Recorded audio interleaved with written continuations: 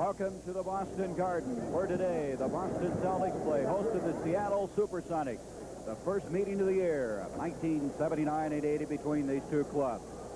Hi, everybody. I'm Gary Bender, and welcome to the beginning of Super Sunday on CBS. We'll start it all here with a basketball game, then switch to the Southwest for the fourth and final round of the Phoenix Open, and then to the classic Super Bowl 14 from the Rose Bowl in Pasadena.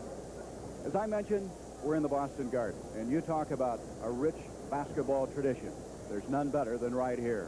The Boston Celtics have won 13 NBA championships, and a lot of the individuals are honored here by the fact that 13 jerseys have been retired.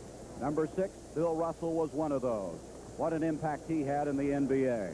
Bill Russell came into the NBA in 1956, a two-time All-American from San Francisco, one of the most physically intimidating players that ever played the game. He went on to play on 11 NBA championship teams in 13 years, 8 of those in a row, and 5 times he was selected as the MVP in the NBA. Bill Russell later coached the Boston Celtics from 66 to 69, 2 times, winning back-to-back championships, and then went on to Seattle to coach the SuperSonics from 73 to 77. Well, we mentioned Bill Russell, and it's a great deal of pleasure that we welcome him as a part of the CBS broadcast team. Russ, glad to have you with us. Well, it's nice to be here. You know, Bill, I'm curious. You had so much success here. Is there something special about coming back into the Boston Garden after so many years? Well, you know, I was all right until I looked at this floor, and I remembered how many times I ran up and down this thing, and I'm getting a little tired just standing here looking at it.